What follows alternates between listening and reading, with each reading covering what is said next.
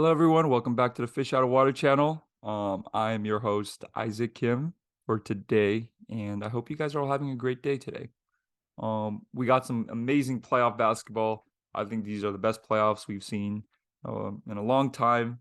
Last year's was great as well. But wow, a lot of parity, a lot of competitiveness. You know, it's just been incredible to see like the series, each series being really competitive to be honest, except the Miami Heat Knicks series, which we'll touch on in a bit. But yeah, honestly, incredible playoffs this year. And I think the NBA is in a great direction right now. Going for this parity route where, any team can win any given year. So yeah, very exciting. But I just wanted to quickly recap some of the series that's been going on these playoffs. Now that we're in the second round or towards the end of the second round now, and almost at the conference finals.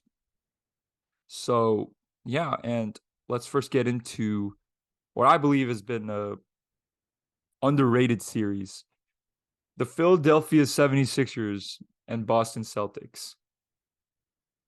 We are coming off game 5 when you know the Sixers kind of shocked everybody and beat the Boston Celtics in Boston and take a commanding 3-2 lead. And honestly, like, blew them out and completely dominated the game. Now they're heading back to Philly um, for game 6, which, man, that's going to be an incredible game to watch. So, yeah, let's just get into what I think has been going on tactically, and in a personnel lens, to allow Philadelphia to take this lead over Boston. And I think you got to start off with Joel Embiid. Like, going into this series, I had a lot of questions about him. Um, first of all, he hasn't had a great history in terms of his performance in the playoffs. Consistently he's been taking a dip in efficiency, and he's been a lot more predictable to defend against in the playoffs, um, offensively speaking. But you know, considering coming off the LCL, which also was another note for concern coming into this series, he's he's been incredible. Outside of that game 2 performance, his first game back, game 3, game 4, now game 5, he's been great. He's really found his rhythm, and in terms of this game 5 win, honestly, I give if I had to give a pie for each Philadelphia 76er, Embiid has to have about 80 to 70% of this pie. He played incredibly, and it's incredible because he's coming off an injury that is supposed to sideline him for up to like 6 weeks, but somehow he's come back and been as dominant as ever. And it's a real good sign for the Philadelphia 76ers. If Joel Embiid can play like that, they have a real shot to close this series out in 6. Um, Going back home, that's gonna be crazy. That's gonna be a crazy game. So yeah, we'll see what happens there. But just wanted to start with Embiid. Offensively, what he can do is just unmatched. There's really no answer. I mean, I know Al Horford has been giving him some fits. He's like one of the only guys in the league that can really match his physicality and his quickness. But clearly in game 5, he wasn't able to do much on Embiid. And, with that, I think it also helps Embiid for James Harden to be playing at this level. Yeah, I know that in games 2 and 3, he didn't play that well. He didn't shoot the ball well, especially after coming off that 45-point game in game 1, where he somehow stole game 1 single-handedly when Joel was out. James Harden has definitely evolved as a player. In the Rockets days, this is something that I think the Celtics are struggling with now. He was very one-dimensional in terms of, he's either going to go to the step back 3, he's going to pull up 3, he's going to run a pick and roll, he's going to isolate, he's going to go to the rim. This version of James Harden is a true He's to me he's not as good as the Rockets, Harden obviously, but he's a true 3 level scorer, and he's a real threat from three, from the mid range, with his right hand. I think the Celtics have been trying to force him to go right because historically he's not been that great. But yeah, I mean James Harden has been incredible in the mid range. Obviously, he has that floater that he constantly goes to, that tied the game in Philadelphia, in Game 4. We know that's a floater, and James Harden is an incredible playmaker still. Um, he's a great passer, and even if his shot isn't falling, he knows how to set his teammates up. He knows how to get into the teeth of the defense, kick out, which leads me to Tyrese Maxey. The Sixers team is it's really well constructed in terms of everyone kind of knows like their role. Um, we know that Joel Embiid is the one there. They're gonna try to get him the ball. They're gonna get him to score. Um, he's our anchor on defense, which I didn't even touch on when I was talking about Joel. But you know, Joel is the guy that they're trying to get the ball. James Harden is the main guy that's trying to get him the ball, and if Joel doesn't get the ball, falling on a Harden Embiid pick and roll or a Harden jump shot is still a high percentage offense if you can get real separation. Um, and off of them, they have so many guys that can just play off of them offensively so well. And I think the best example of this is Tyrese Maxey. He's not a guy who's going to really carry a team in terms of like he's not a guy who's going to have a lot of offensive load. He's not going to dribble up the court and just dribble, kind of like he's not going to be someone like Rockets James Harden, but he's a guy that really excels playing in spot up possession, playing with a pump fake and then ripping through to go to a rim. um Maxey's a great shooter as well. I don't have the stats with me right now, but he has been one of the best spot up players in these playoffs. And, you know, having a guy like Maxey is really valuable for the Sixers offense because it throws the defense off a bit because you're sending so much attention to Embiid and to James Harden as well. But when you have a guy like Tyrese Maxey, he's so good at playing off of those two, it really makes it difficult for the defense to, react. And, same thing can be said about some other guys. Tobias Harris is also, um, not as obviously not as good as Tyrese, but he's still a viable option to go off ball. PJ Tucker hasn't really done much this series offensively, but um, theoretically he's still a decent like corner 3-point shooter. Georges Niang, he hasn't been playing much, but he's also a decent shooter. DeAnthony Melton also has been really big for the Sixers. Obviously at the point of attack he's been great, but offensively speaking, he's been doing a great job. Kind of imitating what Tyrese has been doing. Instead of a downhill rim pressure type of guy, but he's been more of a DeAnthony Melton. I'm talking about here. He's been more of a spot up 3-point shooter, and he's been hitting a good amount of them. I want to say he's above 40% from three. He's shooting about 38% from three against Boston. So yeah, he's been absolutely killing it. And he's been doing a lot defensively too. So yeah, the Sixers are in a good spot here, and honestly, I underestimated them. I underestimated them a lot. I underestimated James Harden, and he's probably had his best postseason run ever, to be honest.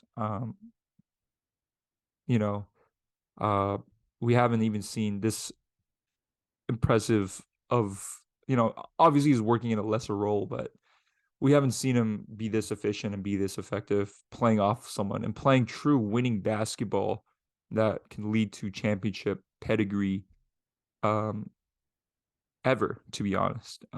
So props to James Harden, props to Tyrese Maxey, who absolutely killed the Celtics in Game 5 and has been throughout the series. And of course Joel Embiid, who's been back.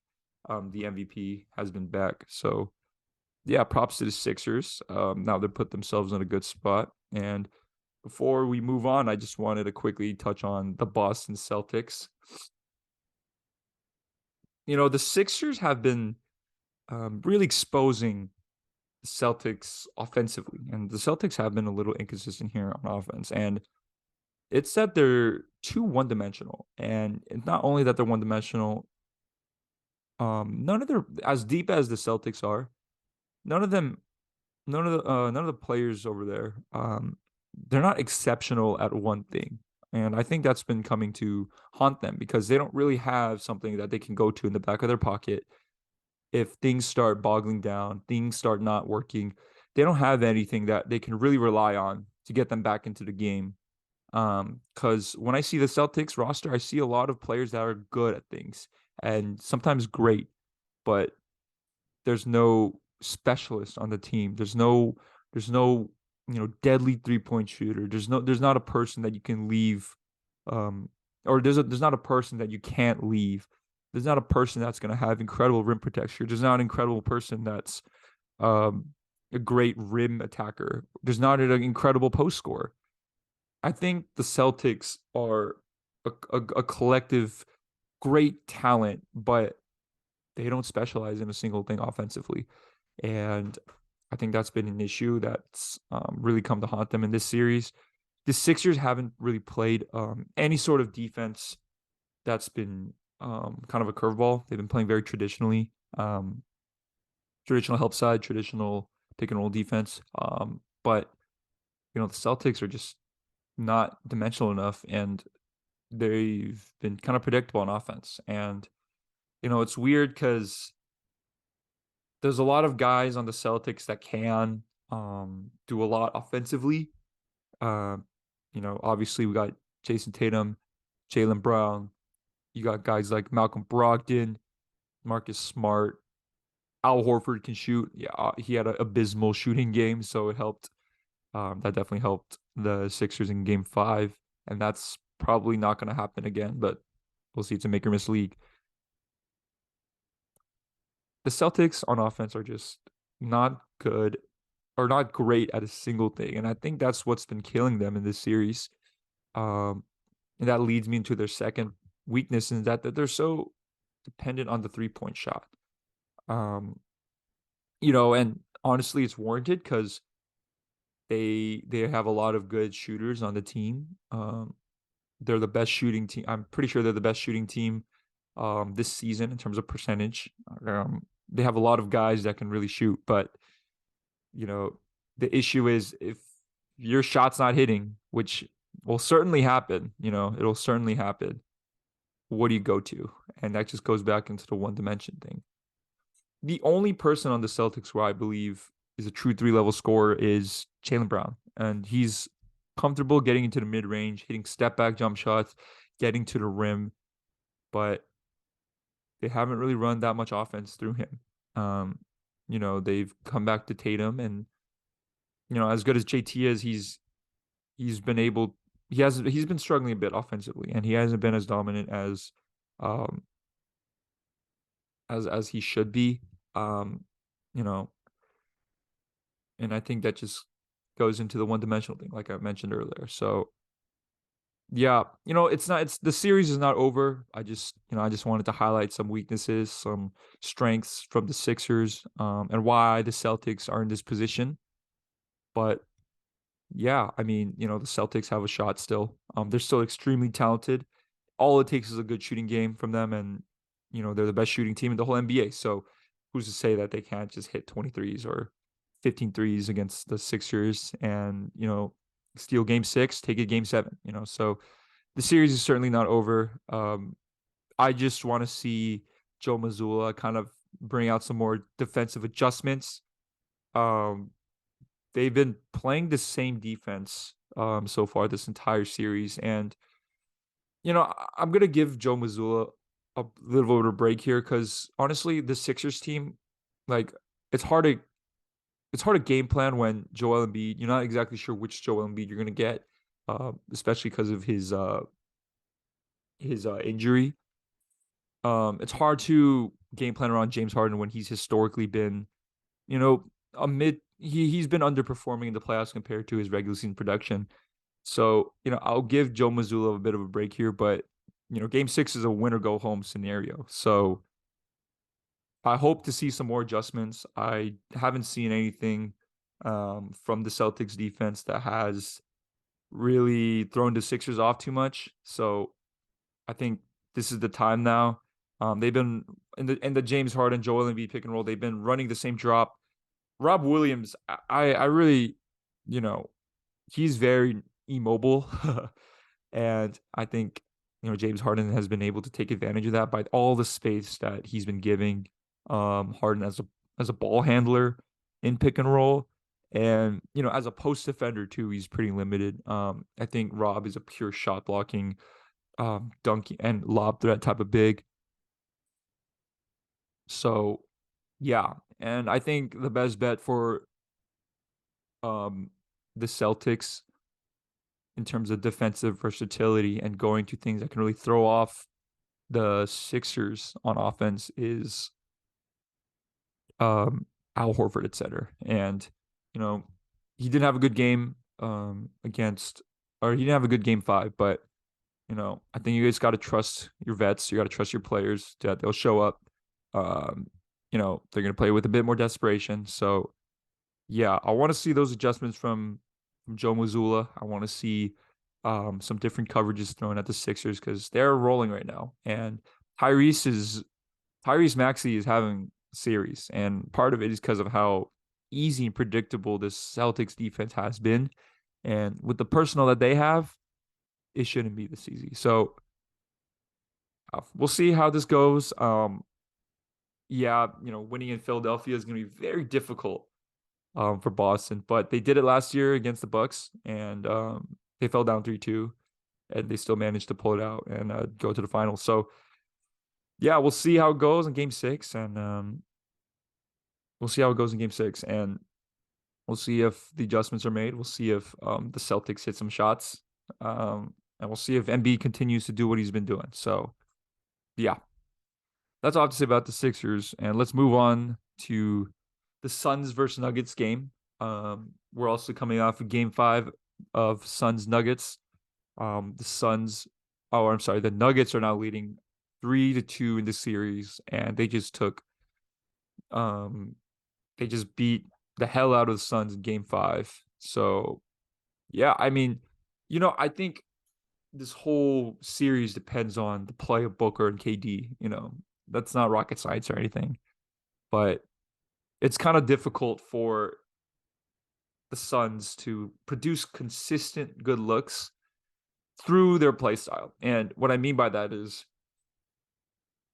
Devin Booker has, first of all, Devin Booker has been incredible. He's been arguably the best player in the whole playoff so far. But the reality is his pull-up jump shooting percentages have been out the roof and like historic.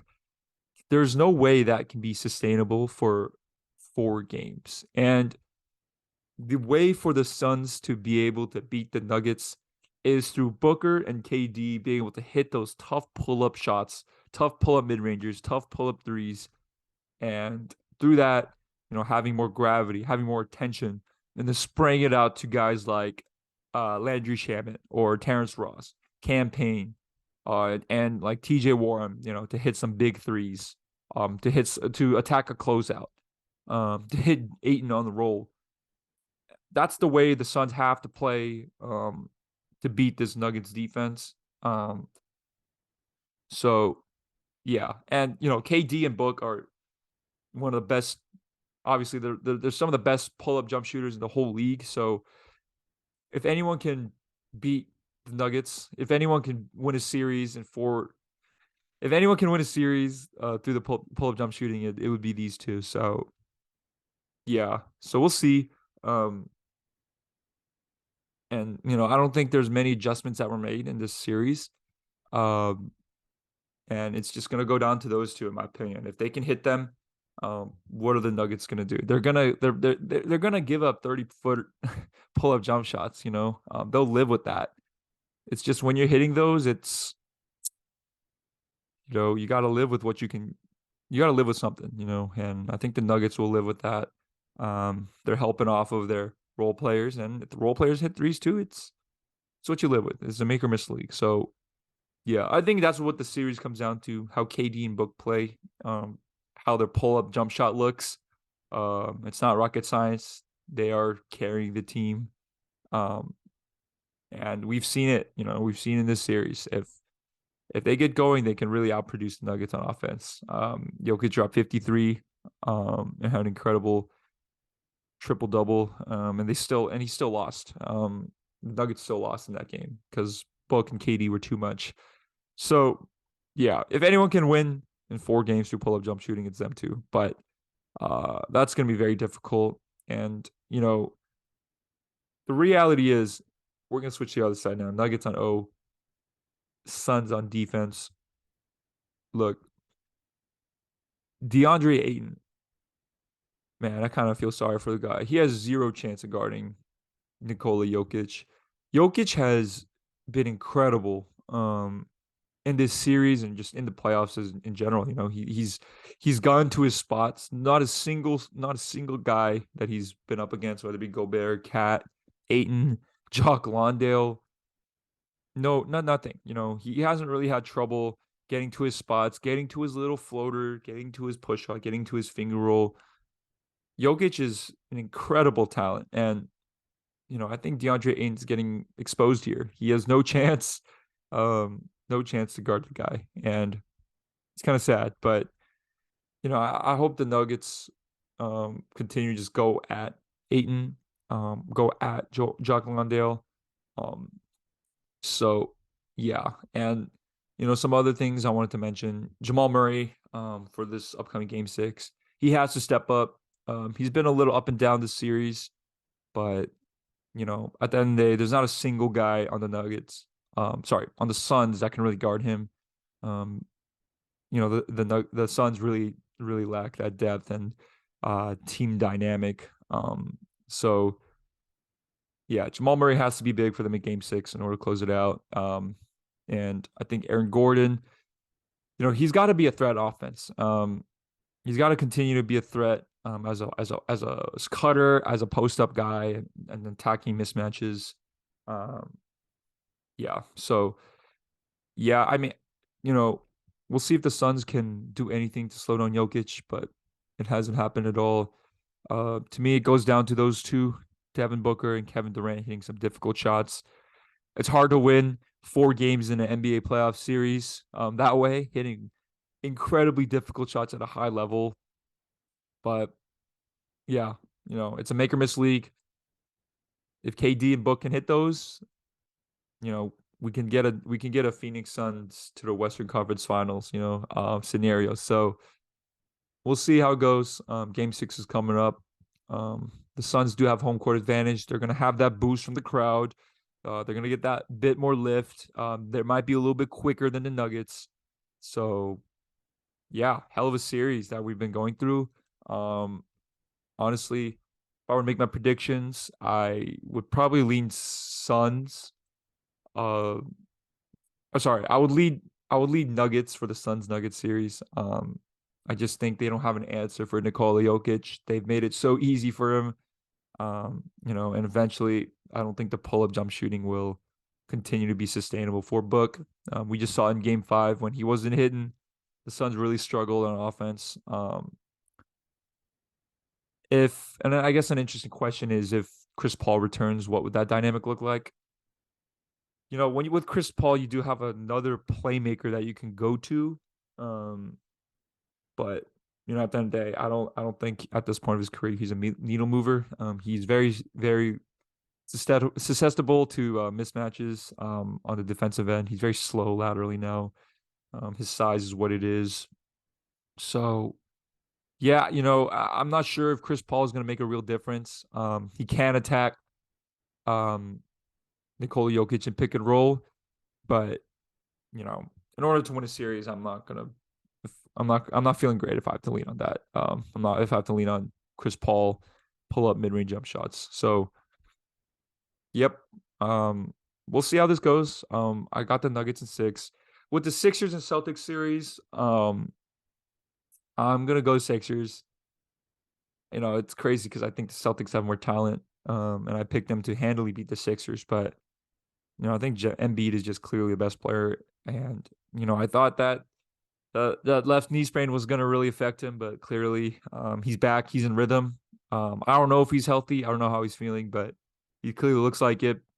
James Harden, Maxey has been doing an incredible job, and they get a game six at home. So yeah, we'll see what the Celtics do and how they respond. It's not going to be easy for the Sixers, but they're in a good position to go to the Eastern Conference Finals. Lastly, I wanted to quickly touch on the Warriors, Lakers, and Heat Knicks series. Those series are more decided at this point. To go over Heat Knicks, to me, like this wasn't even close of a series. Miami Heat are clearly the better team. Um, they have, it's interesting because you think that the Knicks have more offensive skill, um, and talent. They have a lot of guys that can do something with the ball. Um, but clearly they haven't had an answer for Jimmy Butler. Bam Adebayo has been feasting on them. Um, and the Heat continue to stay hot, and that was a big reason why they were able to beat Bucks. They were able to beat the Bucks. They shot 45% from three, which was insane. But they've still been able to shoot and hit their shots. And I think the Knicks are just really struggling to get anything offensively. Julius Randle, it's tough to see. He really struggles in the postseason, and this is year two of now. This is year two of him now struggling offensively. He's shooting like the worst career field goal percentage in the playoffs at like 32%, which is incredible. But I think it goes down to, a quick explanation for why Julius Randle is struggling is, to me, it's his play style, and he benefits a lot from physicality and drawing fouls. Um, occasionally he can hit the jump shot, he can hit the step back three, but I think Miami has a lot of guys who are very physical and can, you know, run with him, can respond and absorb the contact that he exerts onto the Miami Heat.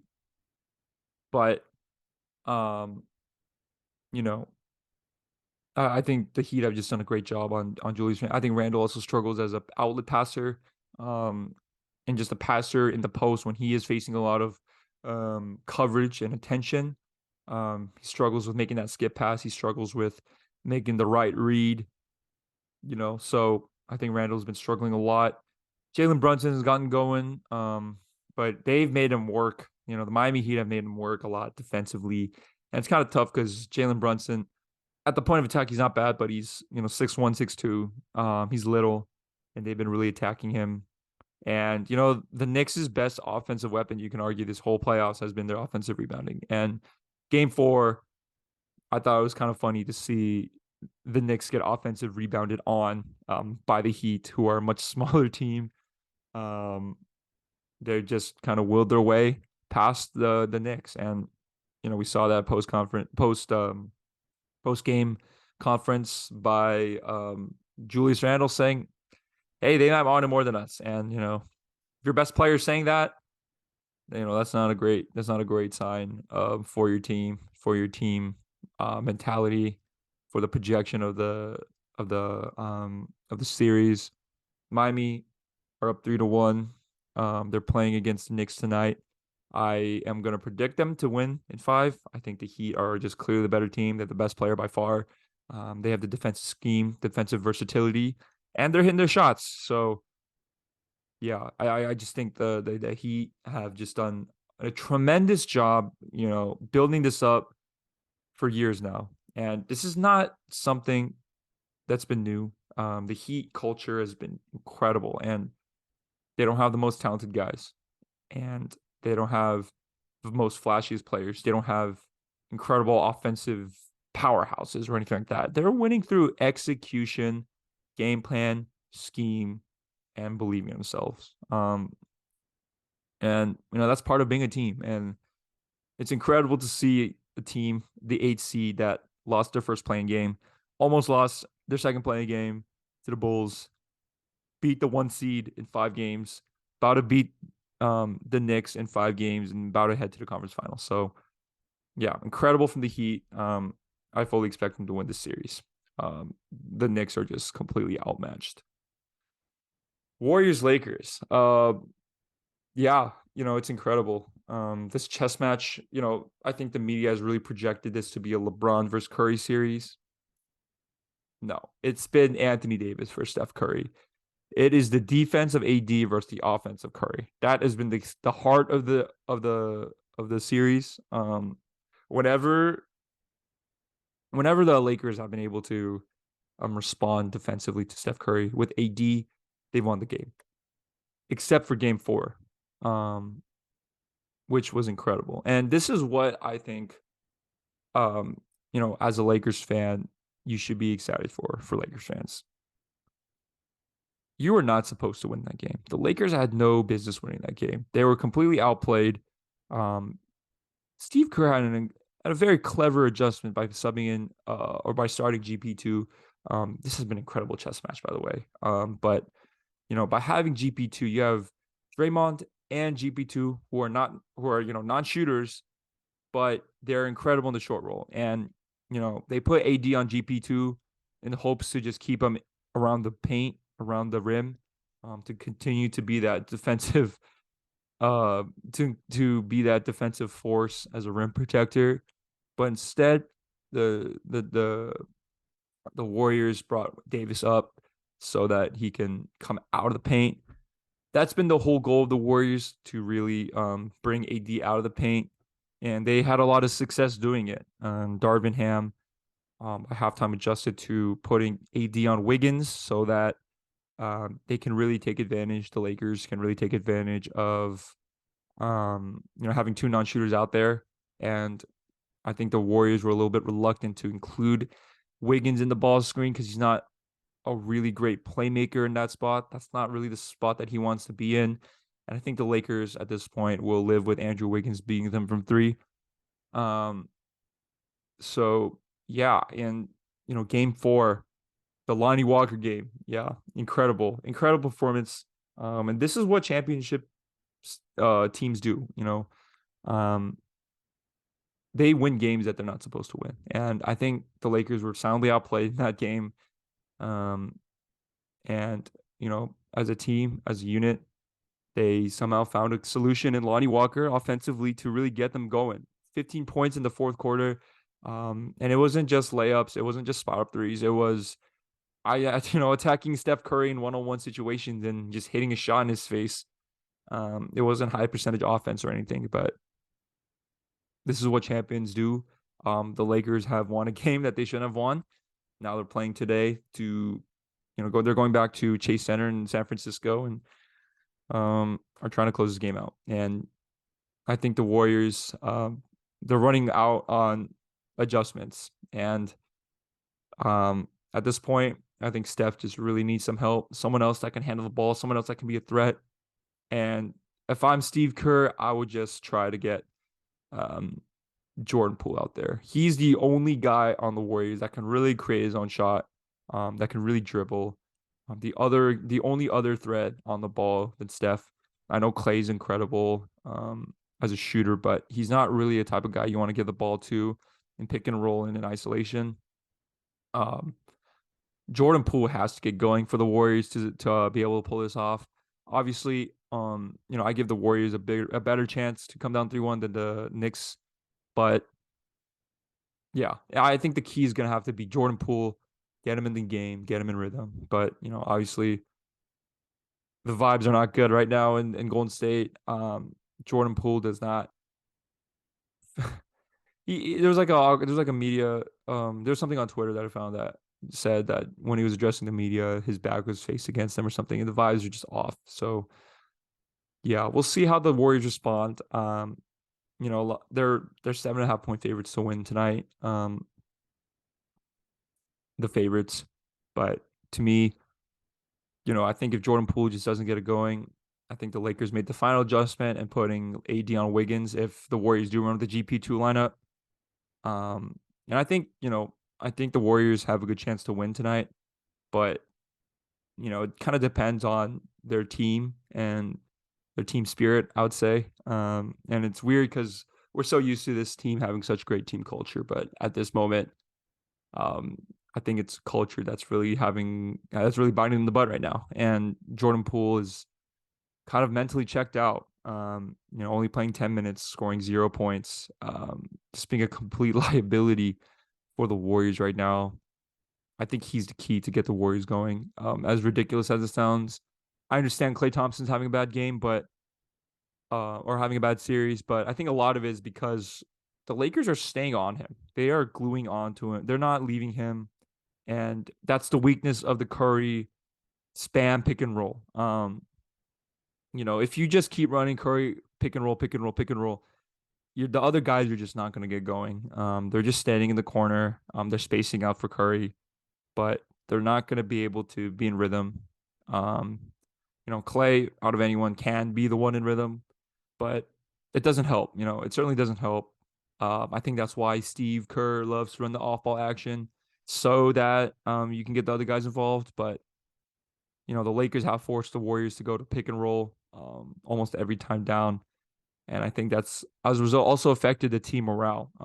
It's really hard to be you know energized and have a winning mentality when all you do is watch Steph Curry dribble, dribble, dribble, dribble. And yeah, it's keeping them in the game, but you got to be engaged as a team. And it's really difficult. And for Klay, it's hard to be in rhythm. And that's I think that's been a big reason why he's had such a tough series because he's not getting the looks that he usually gets. He's not going off screen a lot. They're not running plays for him. He's just been kind of a guy that just sits in the corner, and I think that's led to him kind of forcing shots up so that he can get a rhythm, but you don't want to be in that spot as a shooter. So yeah, I think Klay's struggles are a result of Steph just dribbling a lot and needing to in order to beat the Lakers. And yeah, like I said, I think Jordan Poole is the key for the Warriors to be able to make this improbable comeback. We'll see how they do so tonight. Uh, I think the Warriors will win, but I'm gonna choose my heart as a Lakers fan. I'm gonna go with the Lakers in five. Close out the Warriors. I think the Lakers do need to, approach this game as a must win. You don't never want to give a hope, a glimmer of light to the defending champs, to Steph Curry, Draymond. That core has been a dynasty. So they've been there, they've done it. Um, so yeah, the Lakers should try to close this out in five, and I believe they will tonight. That's what I'm going to go with. So yeah, what incredible NBA playoffs that we've been having. The Miami Heat, an incredible story. The Lakers making this improbable comeback. This season turnaround has just been incredible. Now they're one win away from the Western Conference Finals after starting the season 2-10. Just incredible. And Boston and Philly has been incredible series too. Embiid has looked incredible, has looked great, and the Knicks, Miami Heat, Knicks, that's just been domination. But and Phoenix, Denver has just been incredible display of offense. So yeah, incredible playoffs. I'll check in with y'all after the Warriors Lakers game tonight to go over Heat Knicks and Warriors Lakers. Um so yeah, stay tuned in for that. Please subscribe to the channel. Please support this channel if you can. Spread the news about this channel. That'd be much appreciated from you guys. I just want to thank you guys for listening again. It's just this is just a video of me just talking about basketball for 30 minutes to an hour. And I just appreciate you guys just listening to me. So yeah, thank you guys so much for listening. And like I said, if you guys can support the channel just by liking this video or by subscribing, that'd be great. And these playoffs have been incredible. I'm not going anywhere. And I'll see you guys very soon. All right, take care.